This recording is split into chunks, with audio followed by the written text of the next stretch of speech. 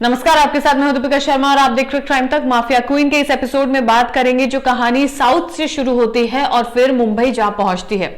यहां पर एक कन्नड़ एक्ट्रेस का केस आपको बताएंगे जिसमें 3 किरदार शामिल होते हैं, लेकिन कन्नड़ एक्ट्रेस की दोस्त ने जो उसकी मदद की थी, यानी कि दोस्ती निभाना इतना भारी पड़ा कि उसे मौत को गले लगाना पड़ा।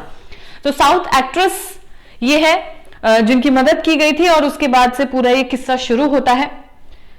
ये मुंबई का दिल दहला देने वाला हत्याकांड है। साल 2008 में ही हुआ था। 3 किरदार इसमें शामिल है, 3 लोग इसमें शामिल हैं।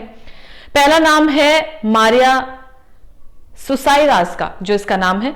दूसरा नाम है नीरज ग्रोवर और तीसरा नाम है जेरोम मैथ्यू।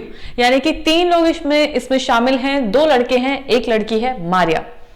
मारिया लाइफ में स्ट्रगल कर रही थी बहुत ज्यादा। उसका बचपन से एक ही सपना था कि उसे हीरोइन बनना है, एक्ट्रेस बनना है, मुंबई जाना है। तो वो अपना जो लक है वो आजमा रही थी। कहां पर? बॉलीवुड में, टॉलीवुड में। बस उसे एक्ट्रेस बनना था, लेकिन परिवार वाले इसके खिलाफ थे। वो शादी का प्रेशर मारिया पर बना रहे थे और जल्द से जल्द उसे शादी करने के लिए, सेटल होने के लिए कहा जा रहा था। लेकिन मारिया का सपना था कि उसे सिर्फ एक्ट्रेस बनना है, मुंबई जाना है और पैसा, शोहरत, दौलत सब उसे कमाना है। इसके लिए मारिया अपना घर छोड़कर बैंगलोर चली जाती है और वहीं पर ही सेटल हो जाती है। उसके बाद उसे कुछ स्ट्रगल करने के बाद लीड एक्ट्रेस का रोल मिलता है, जिसमें मूवी का नाम है जूट, जिसमें उसे लीड एक्ट्रेस का रोल मिलता है। लेकिन वो मूवी फ्लॉप हो जाती है। लेकिन उस मूवी से इस मारिया की थोड़ी सी जिसे कहते हैं जान पहचान बन जाती है, एक पब्लिक फिगर ये बन जाती है। फिर उसके बाद ये मुंबई का रुख करती है और बैंगलोर से ये मुंबई आती है। मुंबई में मुलाकात होती है इसकी नीरज ग्रोवर से। नीरज ग्रोवर कौन है? नीरज ग्रोवर ने कई ऐसे शोज शाहरुख खान के साथ किए हैं, कई मूवीज में भी पार्ट किए हैं। तो यानी कि नीरज ग्रोवर मुंबई में अपनी जगह बना चुके थे।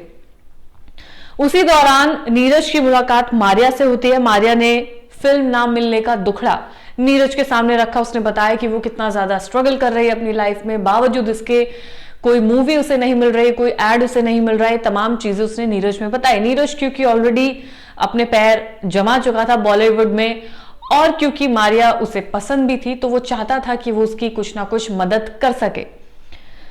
अब इस कहानी में ये होता है कि मारिया और नीरज की नजदीकियां बढ़ने लगती हैं और फिर मारिया नीरज के साथ ही मूव इन कर लेती है।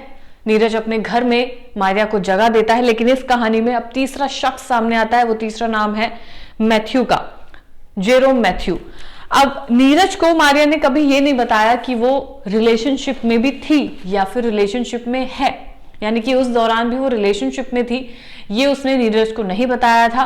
बावजूद इसके वो दोनों एक ही साथ एक ही घर में रह रहे थे।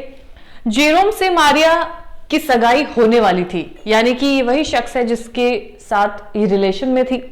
जेरोम से मारिया ने बताया कि नीरज उससे एक तरफा प्यार करता है, लेकिन उसकी तरफ से ऐसा कुछ नहीं है। लेकिन ये सरासर झूठ था, क्योंकि बात ये थी कि मारिया नीरज के साथ लिव इन रिलेशनशिप में रह रही थी। फिर मारिया ने घर छोड़ने का प्लान बनाया, क्योंकि मैथ्यू को ये बात पसंद नहीं थी कि वो नीरज के साथ रह रही है। तो उसने ये प्लान किया कि अब वो ये घर छोड़ देगी और कहीं अलग रहेगी। इसके लिए वो कोई दूसरा फ्लैट ढूंढती है और वहां पर जाकर अपने रहने के लिए इंतजाम करती है। तो जब फ्लैट वो शिफ्ट कर रही थी, अपना सामान शिफ्ट कर रही थी, तो नीरज ने उसकी मदद करने का फैसला किया। वो अपने दोस्तों को बताता है कि वो मारिया की मदद करने जा रहा है सामान शिफ्ट कराने के लिए। वो शाम, वो रात नीरज की आखिरी रात थी, क्योंकि उसके बाद से नीरज कभी मिला ही नहीं। दोस्तों ने कई बार फोन कॉल ट्राई किया, लेकिन किसी ने उठाया नहीं। जब कई बार कोशिश करने पर फोन किया तो मारिया की आवाज फोन से सुनाई देती है। मारिया के पास उसका फोन था। मारिया बताती है कि वो रात के ही वक्त नीरज उसके पास से चले गए थे। फोन मारिया के पास भूल गए थे, लेकिन अब वो कहाँ है उसे नहीं पता। इसके बाद नीरज की तलाश की जाती है। पुलिस को बताया जाता है। 2 हफ्ते तक पुलिस को कुछ पता नहीं चल पाता है। पुलिस का शक मारिया पे था, क्योंकि आखिरी बार मारिया के पास ही नीरज का फोन था, उसी ने फोन कॉल उठाया भी था। अब पुलिस फोन रिकॉर्ड्स निकालती है, फोन रिकॉर्डिंग्स निकाली जाती है। मारिया और मैथ्यू की 1000 कॉल्स देखी जाती हैं, जहां पर ये दोनों लगातार बातचीत करते हैं। अब दूसरा शक पुलिस का मैथ्यू पर भी था।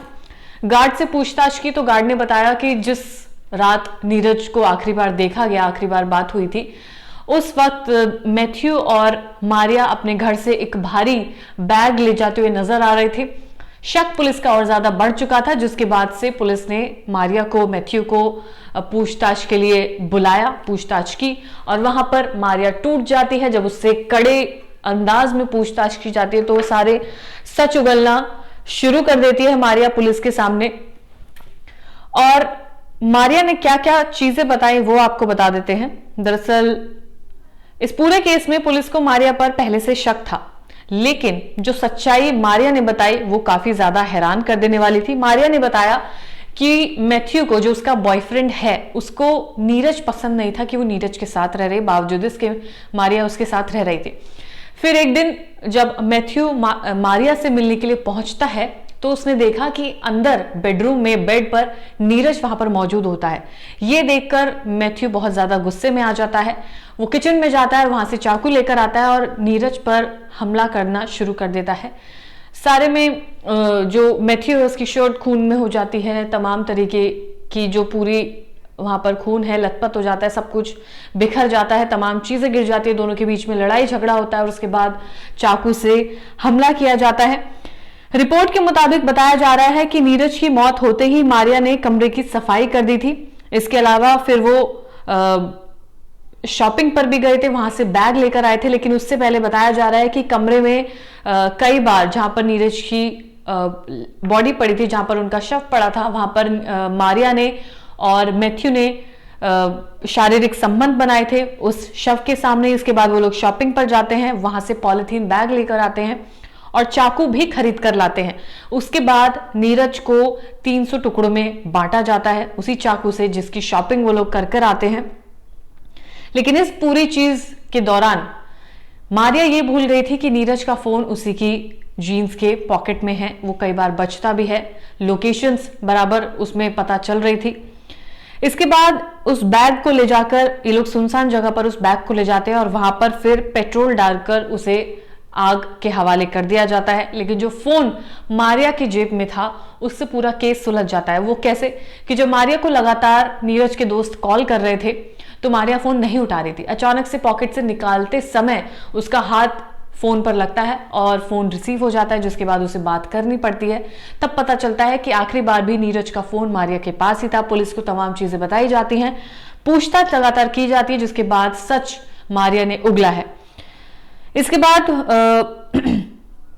कोर्ट ने इस मामले में सजा सुनाई, जिसमें हत्या छुपाने के मामले में मारिया को 3 साल की जेल की सजा सुनाई गई और जेरोम मैथ्यू को 10 साल की जेल की सजा सुनाई गई। तो ये पूरा केस शुरू होता है साउथ से और कहां जैसे वो स्ट्रगल करते हुए मारिया मुंबई पहुंचती है, वहां से दोस्ती होती है, दोस्ती में मदद करने का नतीजा जो नीरज ने भुगता वो आप लोग देख ही सकते हैं कि इस केस का अंत कहां पे हुआ।